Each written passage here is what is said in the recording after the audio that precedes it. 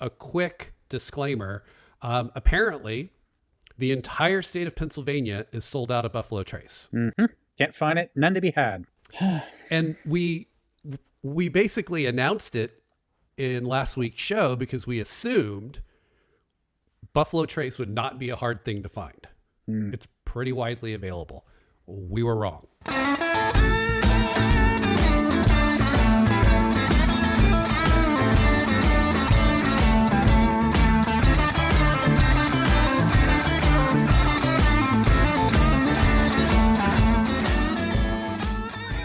Welcome in. We are the Bourbon Brothers, and this is the Liquid Courage Show.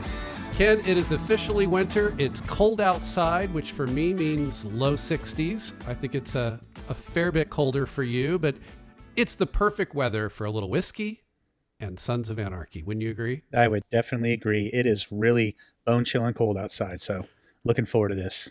As we head into the final episodes of Season 1, things are heating up. Pun intended. And I'm excited to get into tonight's discussion. Of course, let me officially welcome in my co-host, broadcasting from the basement at Heinz Field. Ken, how are you doing tonight? I'm doing great. How about yourself? Yeah, it's pretty close to Heinz Field. Not quite as large, but I'm here doing my thing. I figure if we say that enough, people will eventually start asking, does Ken really broadcast from Heinz Field? Yeah. So I'm good with that. I think we just get that going. Yeah. Good plan. You're certainly there enough. Yeah. Yeah. Well, not this year. Yeah, not this year. True. And why? Because Tom Jones is playing What's New Pussycat 21 times in a row everywhere. And the volume is dialed way up. Now, I know every week I talk about how excited I am for the show, but tonight is especially exciting because it is our first show where we will not be reviewing a bourbon. That's right. Mm-hmm. Now, for those of you, all four of you that may have watched last week's show, you might remember that at the end, we announced that we would be doing Buffalo Trace Kentucky Straight Bourbon tonight. And yet, here I am saying we're not doing a bourbon. Mm-hmm. Now, we'll share in just a few minutes what we are drinking tonight, but a quick disclaimer. Apparently, the entire state of Pennsylvania is sold out of Buffalo Trace. Mm-hmm. Can't find it. None to be had. And we basically announced it in last week's show because we assumed Buffalo Trace would not be a hard thing to find. It's pretty widely available. We were wrong. Mm-hmm. So we have something else we're calling an audible. And again, if you have or went out and purchased Buffalo Trace and wanted to join us tonight, we apologize. Keep it on the shelf. We are going to do Buffalo Trace. It just won't be tonight. And who knows, maybe we introduce you to something new that you can add into your collection. I think we got a good one for tonight. I'm looking forward to it. All right. So before we reveal it, let's do a little quick housekeeping. If you're new to the show, the format is simple. First, we kick things off with a tasting and discussion of a spirit. It's usually a bourbon, but it's not tonight. And we will continue to enjoy said spirit throughout the remainder of the show. As for the remainder of the show, we're going to focus on a specific episode of a favorite television series where we start with the pilot and we work our way through episode by episode to the series finale. Tonight, we're going to be discussing Season 1, Episode 11 of Kurt Sutter's Sons of Anarchy, and the episode is titled Capybara. For those of you that are watching the show on YouTube, I want to let you know that we published the show in 3 parts. You are currently watching part 1, so congratulations. You're starting with the right one. And we're going to cover the tasting, and then parts 2 and 3 will be the discussion of the episode. So please be sure to like and subscribe, visit our channels, and click that little bell so you don't miss a single show. Also, I say it every week, but if you get tired of looking at our ugly mugs or you want to be able to listen in the car, on a drive, a road trip, you can also subscribe to the podcast version of the show. And you can find that at iTunes, Stitcher, Spotify, iHeartRadio, and about 16 other platforms where finer podcasts are available. But wherever you watch or listen, we want to hear from you. Send us your praise, your questions, your hate comms. Let us know how we're doing, what you like about the show, what you dislike, what you'd like to see more of. You can leave your comments in the comment section of the show, or you can also email your questions to us at ask@bourbonbros, that's BROS.TV. And if your question doesn't suck, we might even answer it on a future show. In fact, we're going to be answering a couple questions tonight. And with that out of the way, Ken, I'm not going to ask yet what we're drinking. Instead, I'm going to ask, what is this box I've received? So you received the box. I received the box, and I did receive strict instructions not to open the box. Right. You'll notice the box is open. Okay. Because I didn't realize it was the box. Mm-hmm. And I opened it, and then I went, wait a minute, I think this is the box. Mm-hmm. And so I've not actually looked at anything inside. Okay. Perfect. Well, it's all a mystery. Well, we did a holiday show. I don't know if anyone had the opportunity to see that, but at that time, my holiday gift had not yet arrived, or it wasn't complete. So this is what that is. So okay. So this is the holiday gift. This is the holiday gift. Now, as any good gifter would do, I was so infatuated with this gift that I decided to also partake of the same gift. Oh, so you purchased one for yourself. Yeah, That's a sign of a really good gift. It is. So I have said box here. So I'm going to let you go ahead and open this while I do the same. Okay.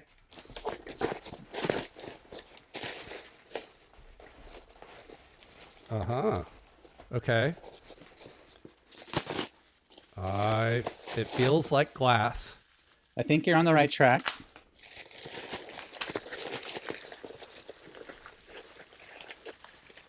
All right. Oh. Look at that. Look at that. That is beautiful. You like? We've got merch, Ken. Yes. Just going to hold that up one more time, get a good look. Mm-hmm. A little bit of glare from the lights, but if you can't tell, that is our Bourbon Brothers logo etched in the glass. And you know, I actually have been needing a new glass, and I'll tell you why. Okay. I turned you on to the clear ice mold. Yes, you did. The clear ice mold's a beautiful thing. The whiskey glass that I have been using since we started this show is just small enough to where I can't fit my clear ice cube in the glass. So every time we do the show, I have to take a knife and shave down the corners to get it to fit in the glass. And I'm just looking at this. That is no longer going to be a problem, my friend. Excellent. I'm glad that problem was solved. This is beautiful. Thank you very much. Oh, you're welcome. I'm glad it finally arrived, and I happy to have this for my collection as well. So. Oh, wait a minute. Mm-hmm. There's more than one. Yeah, there's a pair. You can't have just one. Oh. Yes. Oh. Fantastic.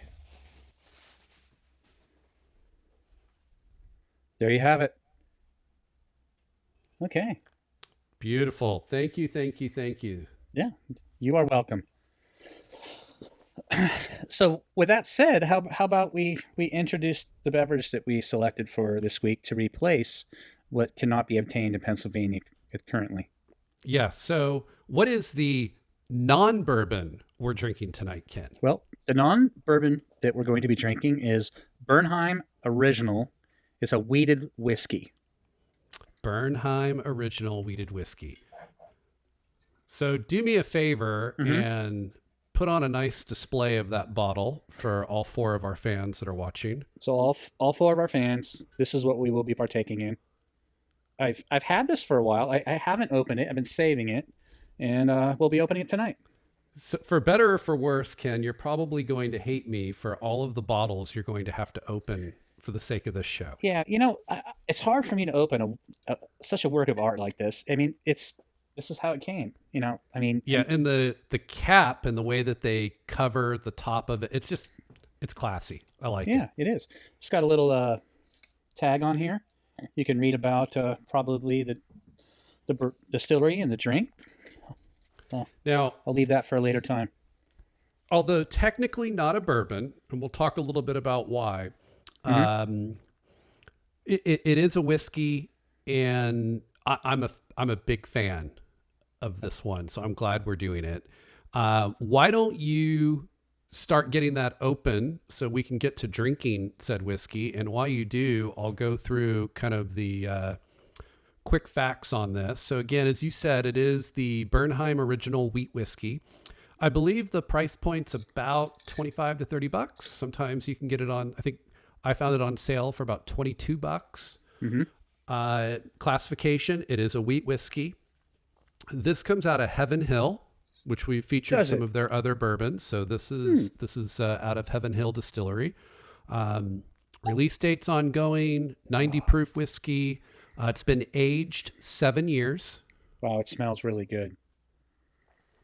And the mash bill on this is 51% wheat and then 49% of a proprietary mix of corn and malted barley. Okay.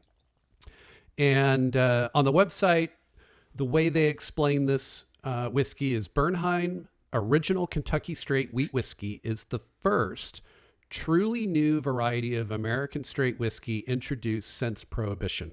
Bernheim is also the first whiskey to use winter wheat as its primary grain, creating a soft, sweet flavor and medium finish. Okay. So, I think that's enough pomp and circumstance. Let's raise a glass and give this a taste. All right. I'm ready. All right. Cheers. Cheers.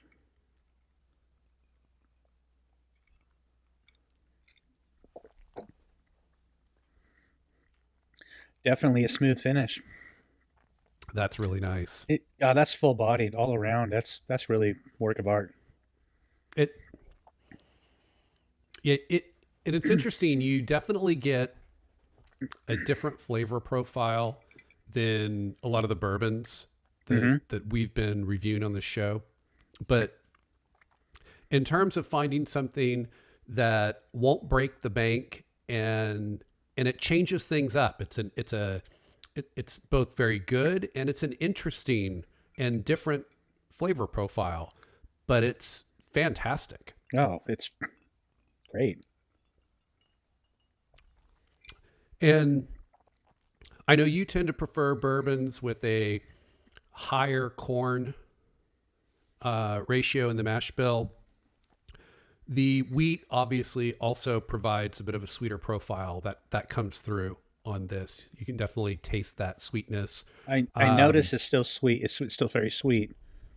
Was wondering where that was coming from. So Yeah, that winter wheat that they use definitely brings that sweetness. It's not overly sweet. It doesn't have kind of that syrupy sweetness that you'll sometimes get with sweeter whiskeys. Very nice. I also don't get the heat. right. I don't. Not overly heated. A lot of times, especially that initial sip, we'll often kind of jokingly say it burns clean. I really had no burn at all on this. Right. Very little. And yet I still wouldn't say that it tasted weak or watered down. The flavor is there. It just it's very smooth. This is really impressive. This is up there, one of my favorites. Yeah, I was actually at a whiskey bar in Chicago, and there was a bartender there, great bartender.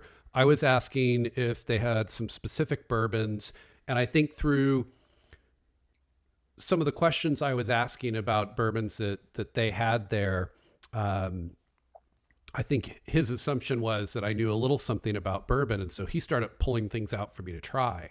And the Bernheim was one of the ones that he pulled out. And up until that point, I had never had it, wasn't familiar with it. And keep in mind, I'd been tasting a lot of bourbons, a lot of different bourbons. I had been tasting a lot of bourbons that were far more expensive.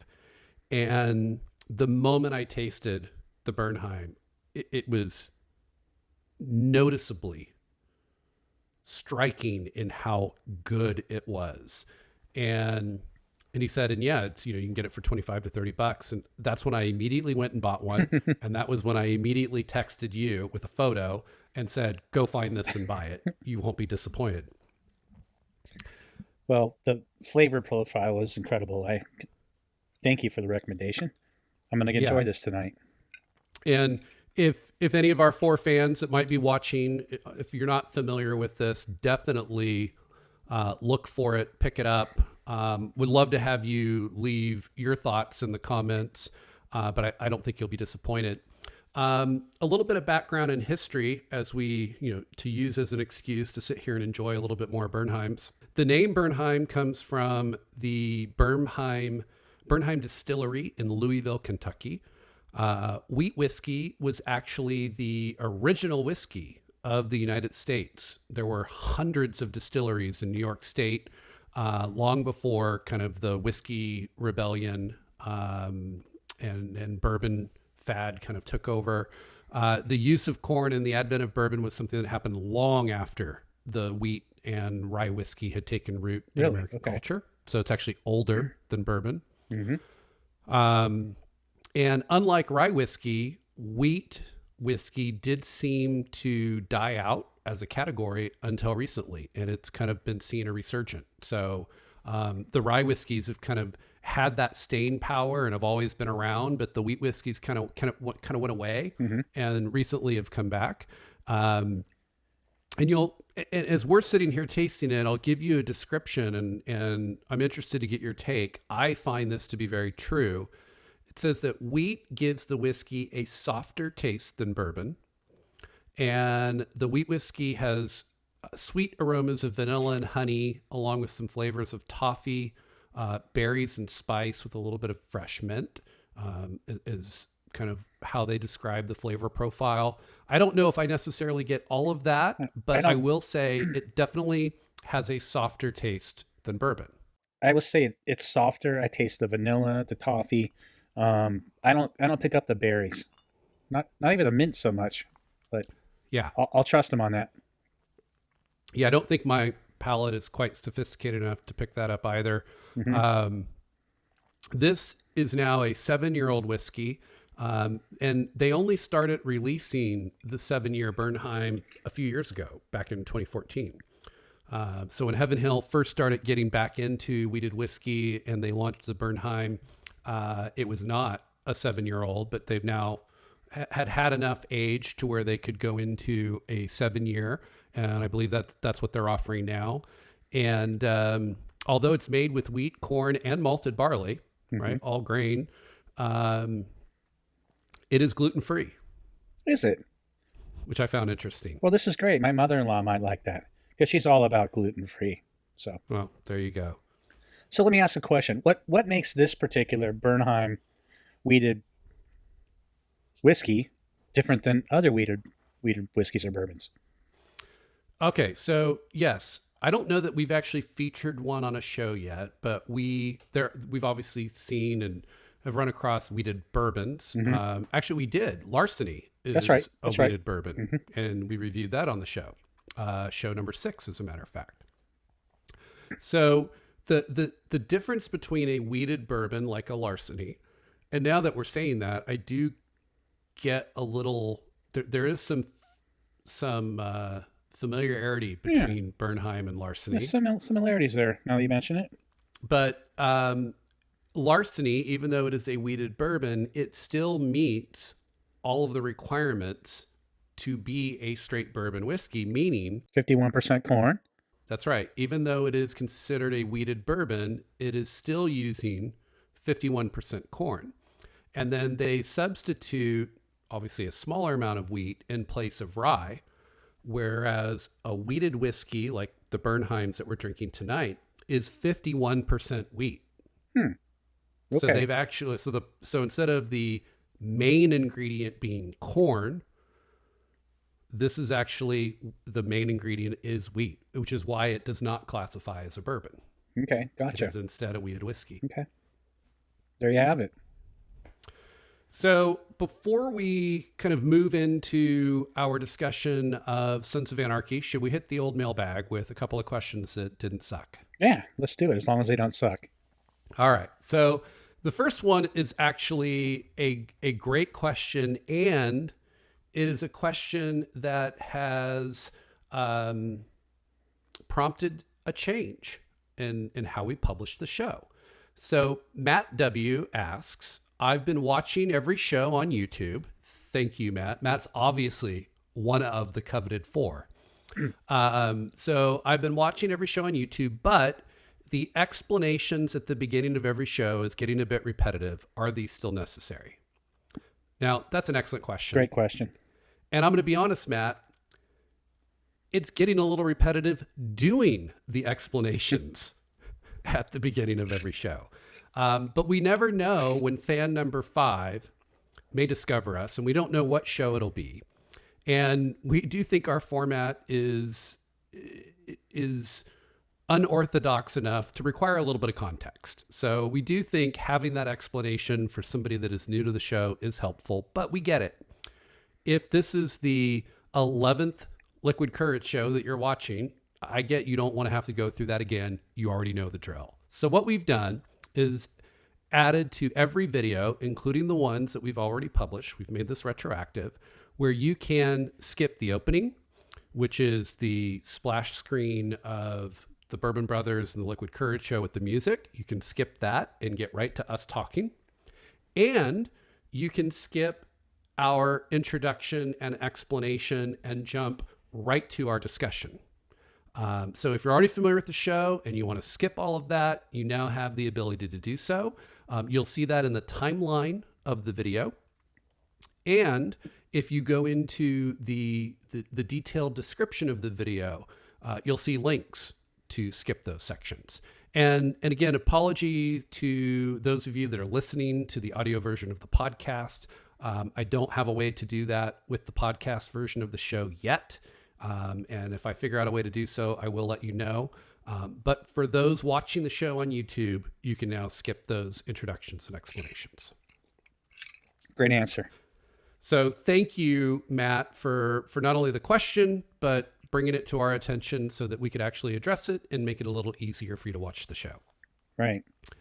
And then Randy T asks, I recently discovered your show and I'm loving it. Thank you, Randy. We appreciate that. Do you guys review any other series and where do I find them? So great question. Yeah, I immediately noticed Ken's reaction when I read that question, because Ken has been saying for a while now that we should do, number one, more than just one show. Mm-hmm. And I think your primary argument has been a newer show than one that aired 12 years ago. Yeah, that's correct. I mean, it's quite enjoyable. I still love it, but this is not a new show. So having one that's more current, there might be some additional followers that we could maybe hit home with that would appreciate that. I don't know what. If anyone has any suggestions, please feel free to send those. Send them on over to ask@bourbonbros.tv, BROS, and we'll add that for consideration. Yeah, I mean, the idea to do this show came from, this is what Ken and I do when we get together, and I love talking about great shows, and so look, Ken and I have talked about this at length. There are far more good shows that we could do this for than we have time. Mm-hmm. Oh yeah. So there are lots of great shows out there. Some have already been done by others. There are other review podcasts out there for some shows, but I get it. When you're a fan, you want to be able to dig in and break down a show and get other people's opinions and understand things that maybe you missed or didn't understand. We love that too. So as Ken said, if you have a show you love and you've not been able to find other people out there doing something like what we're doing, and you think that we should cover it, let us know. We're absolutely open to those suggestions, and we'd love to take on another show that we know there's demand for. Agreed. All right. Well, that's going to do it for part one. next, let's actually move into our discussion of the show we are doing, which is Sons of Anarchy, Season 1, Episode 11. The episode is titled Capybara. And once again, quick reminder, please like and subscribe. Please do visit our channel. Check out some of our additional shows. But most importantly, do top off your glass with whatever you're drinking. And come on and join us for part 2. It's all coming up next on the Liquid Courage Show. Stay with us.